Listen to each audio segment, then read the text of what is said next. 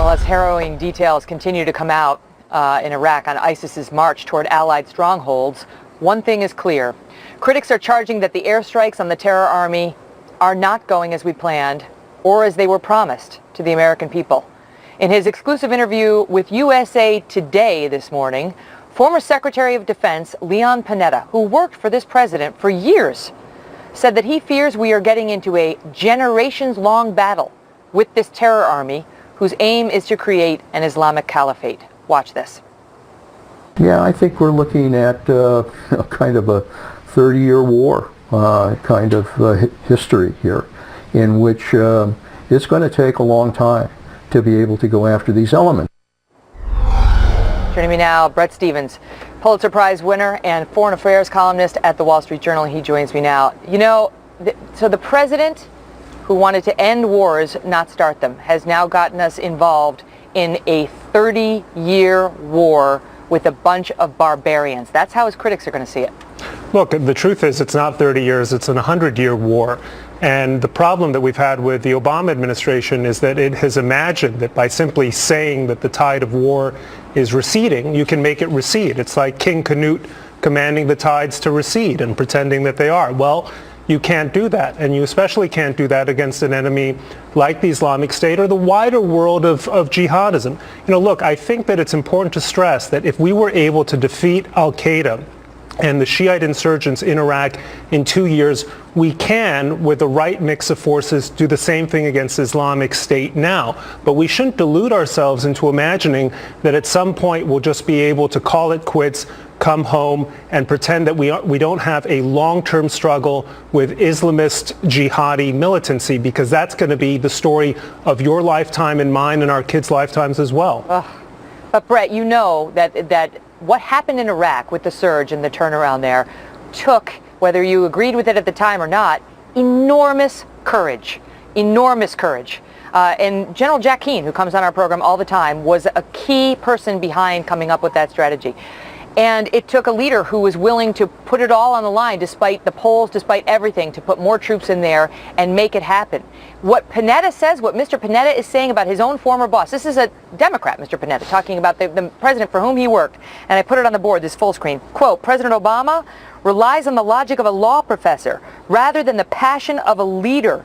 He avoids the battle, complains, and misses opportunities.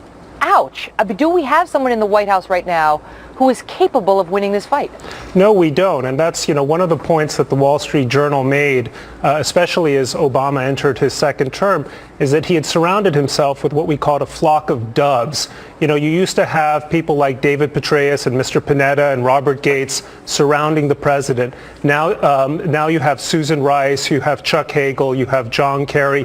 You don't really have a forceful advocate in the White House for telling the president, look, this is a fight that we have to win. This is a fight that's going to define your legacy. And you cannot afford, sir, to accept the Islamic State as a permanent or long-term reality in the Middle East, because the problem militarily, strategically, ideologically is going to be worse for us if we simply wait on events.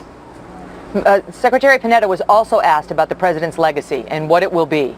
And listen, I want to show the viewers the sound, but he's not on camera for this. You'll see it's covered by pictures of the president and other things, but it's Leon Panetta's voice. Listen. I think the jury is still out. The first 4 years and the time I spent there, I thought he was a strong leader on security issues. I think he kind of lost his way. Well, no, there isn't. That he lost his way? Well, I think he lost his way back in 2009 when he first came to the White House promising nation building at home, which was his mantra for several years. The idea that we could simply turn our backs on the problems of the Middle East. That's the outgrowth of which the American people supported, though. I mean, he ran on that openly. They were war weary. They said, you're the man to get us out of there, and he did it. He did what he promised he would do. And back in 2012, people saw him as a foreign policy success, and now I think Americans are coming to understand the cost of that delusion. Americans look to presidents to provide leadership when it comes to foreign policy. I mean, presidents are naturally more poll-driven when it comes to domestic policy, but we look to a president to say, look, this is the way the world works. These are the things that I have to do, and even if you don't support me now, you will thank me later. I think that when Americans look back 10, 15 years from now for real leadership from the White House, when they were least expecting it, they're going to look to the years 2006, 2007, when President Bush, almost entirely on his own, decided on the surge, won the war, at least during his time in office, won the war in Iraq, and allowed America to withdraw from the country with honor. And it's a tragedy that that victory has been squandered by his successor at a price that a new generation of American soldiers is going to have to pay as we try now to combat the new threat in Iraq. Yeah, Leon Panetta said flat out, we should have armed the moderates rebels in Syria, and we should never have pulled out of Iraq the way we did. Bret Stephens, good to see you. Good to be here. Programming note, Mr. Panetta is going to be on O'Reilly tomorrow night, and we'll have full coverage of that interview after the fact.